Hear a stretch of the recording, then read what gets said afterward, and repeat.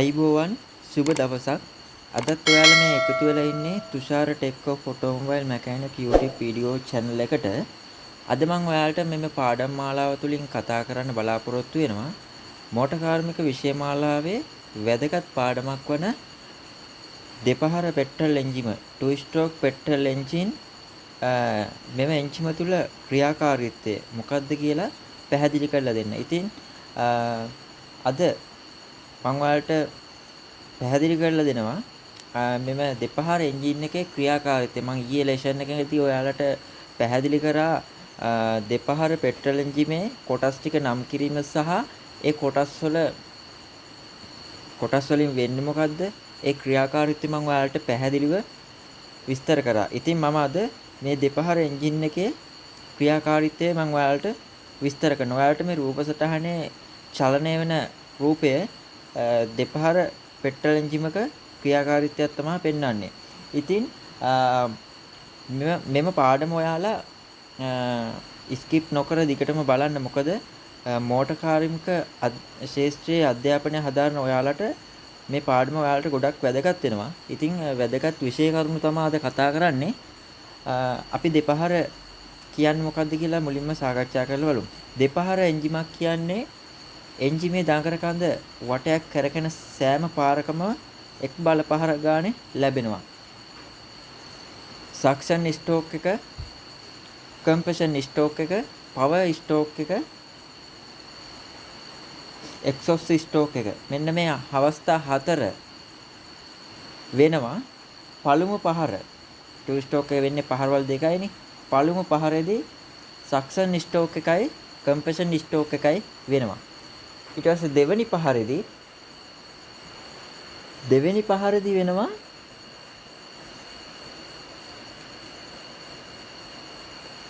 බල පහර සහ පිටහර පහර. මොකද්ද මේ බල පහර සහ පිටහර පහර? Power stroke, exhaust stroke. මෙන්න මේ පහරවල් දෙක වෙනවා. එතකොට දෙපහර එන්ජිමක මොනවද තියෙන වාසි? බරින් අඩුයි. ඒ වගේම නිෂ්පාදන කාර්යක්ෂමතාවය නිෂ්පාදනයට යන වියදම ගොඩක් අඩුයි. අලුත් වැඩියා කිරීමටත් පහසුයි. ඒ වගේම මේකේ වෙන්නේ මොකද්ද? මේ දෙපහර පෙට්‍රල් එන්ජින් එකේ වැල්ව නැහැ. නමුත් ඉන්ටෙක් පෝල්ට් එකයි, එක්සොස් පෝල්ට් එකයි, ට්‍රාන්ස්ෆර් පෝල්ට් එකයි අතර වැල් එකක් විදියට ක්‍රියාත්මක වෙන්නේ පිස්ටන් එක ඉහළ පහළ යන විදිය ආකාරය අනුව. ඔයාලට මේ රූපයේත් පැහැදිලිවට පේනවා. පිස්ටන් එක ඉහළ පහළ යනකොට තමයි අර ට්‍රාන්ස්ෆර් පෝල්ට් එක සහ එක්සොස් පෝල්ට් එක, ඒ වගේම ඉන්ටෙක් පෝල්ට් එක ඇරීම සහ වැසීම සිදු වෙන්නේ. හරි. අපි එහෙනම් මේ දෙපහර කියන එක මොකක්ද කියලා පැහැදිලි කරගමු.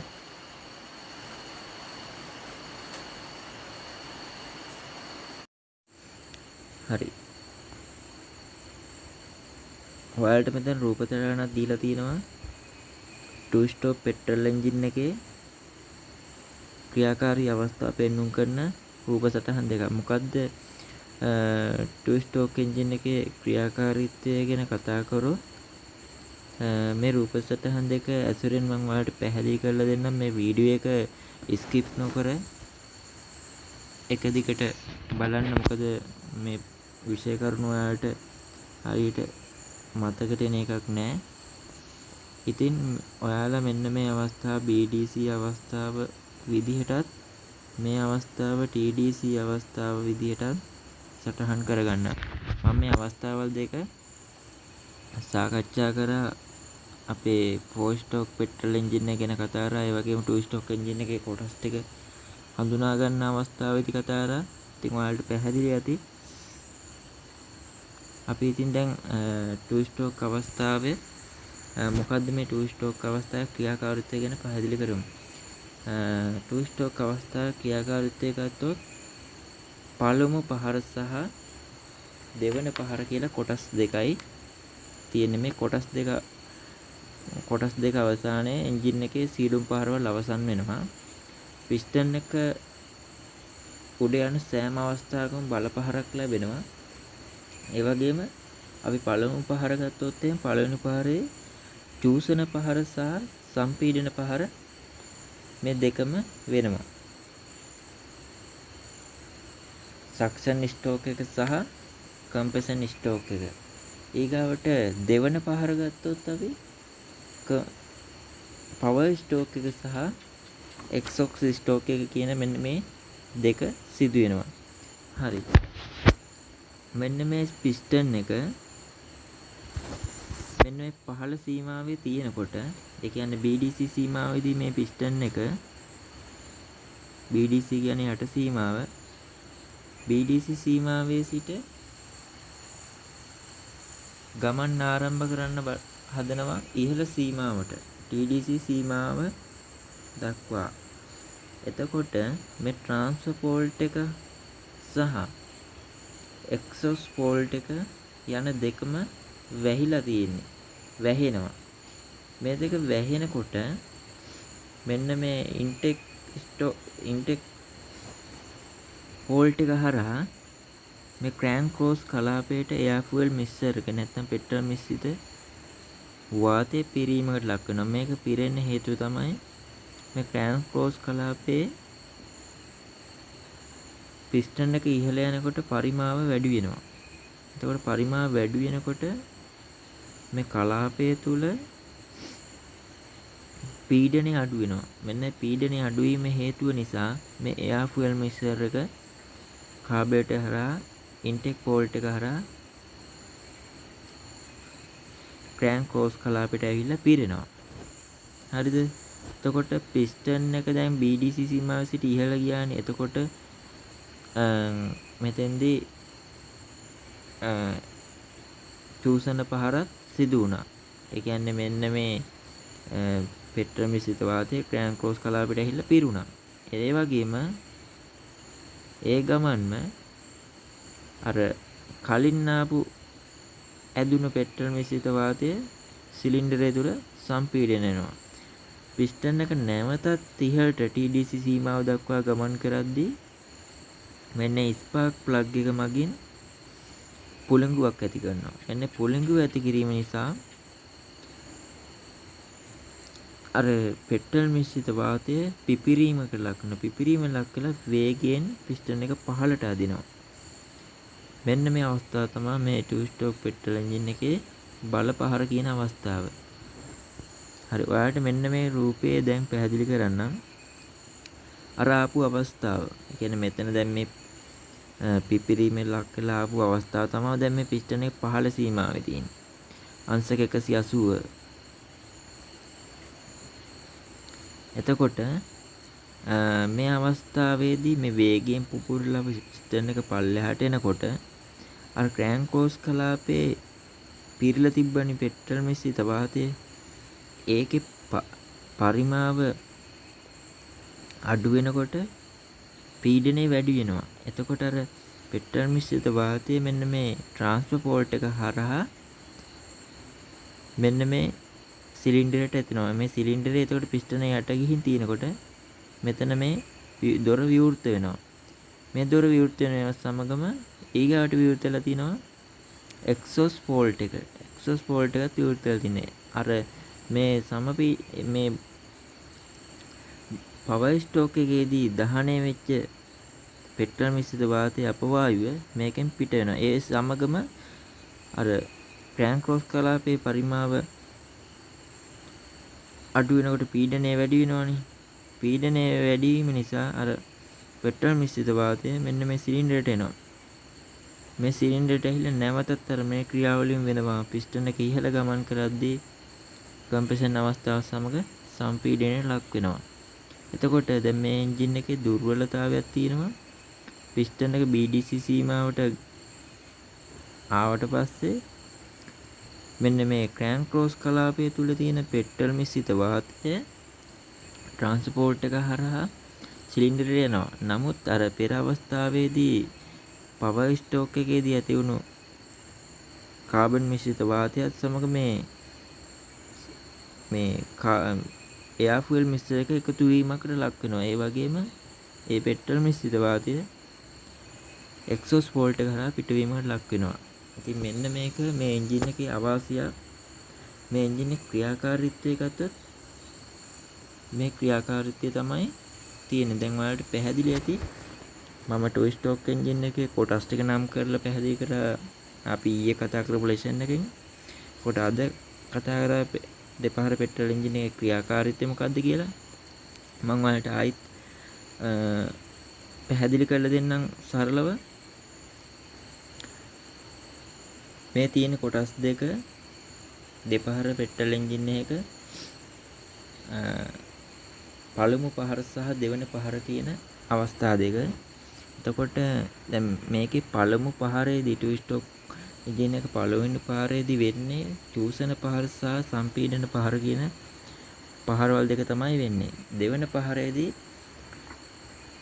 වෙන්නේ පවර් ස්ටෝක් එක සහ එක්සෝස් ස්ටෝක් එක.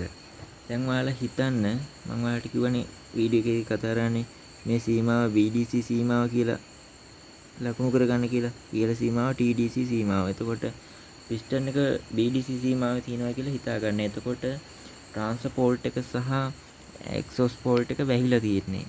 එතකොට පිස්ටන් එක BDC සීමාවේ සිට TDC සීමාව දක්වා ගමන ආරම්භ කරනකොට ගමන ආරම්භ කරන්න හදනවා. එතකොට පිස්ටන් මේ හරිය තියෙන්නේ. එතකොට ක්‍රමයෙන් ක්‍රෑන්ක් රෝස් කලාපයේ පරිමාව වැඩි වෙනවා. පරිමාව වැඩි වෙනකොට පීඩනය අඩු වෙනවා. පීඩනය අඩු වෙනකොට මෙන්න මේ එයාර් ෆුවල් මික්සර් එක කාබුලේටර් හරහා මේ ක්‍රෑන්ක් රෝස් කලාපයට ගලාගෙන එනවා. එතකොට මෙතෙන්දී අර මීට පෙරදී සිලින්ඩරය තුලට ඇහිලා තියෙන පෙට්‍රල් මිශ්‍රිත වාතය සමපීඩනයට ලක් කරමින් තමයි පිස්ටන් එක ඉහළට යන්නේ. මේ සම්පීඩනයට ලක් වෙනකොට මෙන්න මේ ට්‍රාන්ස්පෝර්ට් එකත් ඒ වගේම එක්සෝස් පෝල්ට් එකත් කියන මේ දෙකම වැහිලා තියෙන්නේ. එතකොට පිස්ටන් ඉහළට ගමන් කරද්දී අර එයාර් ෆුවල් මික්සර් එක සමපීඩනයට ලක් වෙනවා. ඒක සම්පීඩනයට ලක් වෙනවත් සමග තවදුරටත් පිස්ටන TDC දක්වා ගමන් ආරම්භ කරනවා. එතකොට අර ස්පාර්ක් ප්ලග් එක මේ තියෙන ස්පාර්ක් ප්ලග් එක මගින් මෙතන තියෙන මේ ස්පාර්ක් ප්ලග් එක මගින් කුලංකුවක් ඇති කරන මේ සම්පීඩනයට ලක් වුණු පෙට්‍රල් මිශ්‍රිත වාතයට. එතකොට සම්පීඩනයට ලක් වුණු මේ පෙට්‍රල් මිශ්‍රිත වාතයට එතන මේ පීඩනය සමග පිපිරීමකට ලක් වෙනවා. පිපිරීමකට ලක් වුණා පිස්ටන් එක වේගයෙන් පහළට ඇදෙනවා. වේගයෙන් පහළට ඇදුණු අවස්ථාව තමයි ඔයාලට මෙන්න මේ රූපයේ පෙන්වලා දීලා තියෙන්නේ. එතකොට ඔයාලා හිතන්න දැන් වේගයෙන් පිස්ටන් එක පහළට ඇදෙනකොට ක්‍රෑන්ක් පිස්ටන් ඉහළ ඇදෙද්දී ක්‍රෑන්ක් රෝස් කලාපයේ පරිමාව වැඩි වෙලා පීඩනය අඩු වුණාට පස්සේ එයාර් ෆුවල් මික්සර් එක ක්‍රෑන්ක් රෝස් කලාපයට ආවනේ. එතකොට දැන් මේකේ පිස්ටන් එක මතට බලපහරක් ඇති වෙලා පිස්ටන් එක පහළට ආවට පස්සේ ක්‍රෑන්ක් රෝස් කලාපය තුල පරිමාව අඩු වෙනවා. පරිමාව අඩු වෙනකොට පීඩනය වැඩි වෙනවා. එතකොට අර ක්‍රෑන්ක් රෝස් කලාපයේ තිබුණු පෙට්‍රල් මිශ්‍රිත වාතය මෙන්න ට්‍රාන්ස්පෝර්ට් එක හරහා සිලින්ඩරයට ඇදෙනවා. සිලින්ඩරයට ඇදෙනවා සමගම එතකොට අර මෙතෙන්දි මේ බලපහරකට ලක් වෙලානේ මේ පිස්ටනේ පහළට ඇදුනේ. එතකොට ඒ බලපහරේ ප්‍රතිඵලයක් විදියට පිටහර පාරත් ක්‍රියාත්මක වුණා. පිටහර පාරේ කාබන් මිශ්‍රිත වාතය මෙතනින් මේ එක්සෝස් පෝල්ට් එක හරහා පිට වෙනවා. ඒ වගේම ට්‍රාන්ස්පෝර්ට් ඇරලා තියෙන්නේ ට්‍රාන්ස්පෝර්ට් එකේ ට්‍රාන්ස්පෝර්ට් එකත් ඇරිලා මේ එයාර් ෆුවල් මික්සර් එක සිලින්ඩරයට එනවා. එතකොට මේ එන්ජිමේ අවාසියක් වෙන මෙතන මේ එන හොඳ මිශ්‍රණෙත් පිටවීමේ සම්භාවිතාවක් තියෙනවා. ඉතින් මෙන්න මේ සම්භාවිතාව අඩු වෙන්න තමයි අර පිස්ටනේ ඩිෆෙක්ට් කියන කොටස පිස්ටන් එකේ හිස පොඩ්ඩක් විශාලට හදලා තියෙන්නේ මෙන්න මේ නිසා. ඉතින් මේ ක්‍රියාවලිය එක දිගට ආයි වෙනවා. දැන් ඔයාලා හිතන්න මේ අවස්ථාව වෙන්න අංශක 0.යි නම් එතකොට මේ අවස්ථාවට එන්න අංශක 180යි. එතකොට දැන් මේ අවස්ථාවට එන්න බලපහරක් ඇති වෙනවනේ. ඊට පස්සේ ආපහු පිස්ටන් එක ආයේ උඩ එනකොට බලපහරක් දෙනවා. අංශක 180න් 80ට දෙපහර පෙට්‍රල් එන්ජින් එකේ බලපහරක් ඇති වෙනවා. එතකොට දැන් ඔයාලා මතක තියාගන්න මේකට ස්නේහතෙල් කියන දේ භාවිතා වෙන්නේ නැහැ. මොකද එයාර් ෆුවල් මික්සර් එකට සමගම එම ඉන්ධනයට, ඒ කියන්නේ පෙට්‍රල් වලට 2T කියන ස්නේහනය කවලම් කරලා තමයි මේ එන්ජින් එක ක්‍රියාත්මක වෙන්නේ. ඒ 2T කියන මිශ්‍රණයෙන් තමයි මේ එන්ජින් එකේ සිලින්ඩරය සහ පිස්ටනය කියන දෙක ලුබ්‍රිකේට් වෙන්නේ. ඒ වගේම ක්‍රෑන්ක් රෝස් කලාපයේ කනෙක්ටින් රොඩ් එක, ක්‍රෑන්ක් එක, බෙයාරින් ටික මේ ඔක්කොම ටික ලුබ්‍රිකේෂන් වෙන්නේ මෙන්න මේ 2T කියන ලුබ්‍රිකේෂන් වර්ගයේ. මේක පෙට්‍රල් වලට කවලම් කරලා තමයි එන්ජිමට දාන්නේ. ඉතින් හරි. මෙතන දැන් අපි කතා කරේ මේ 2 ස්ටෝක් එන්ජින් එකේ ක්‍රියාකාරීත්වය. ඊගාවට අපි බලමු 2 ස්ටෝක් එන්ජින් භාවිතා වෙන 2 ස්ටෝක් එන්ජින් දැන් මේ දලසටහනන්නේ දැක්කේ අපි තාක්ෂණයේ දියුණුවත් සමග විවිධ 2 ස්ටෝක් එන්ජින් විවිධ හැඩය අනුව හිලා තිනවා. අපි බලමු අද දිනදා භාවිතා කරන 2 ස්ටෝක් එන්ජින් මොනවද කියලා.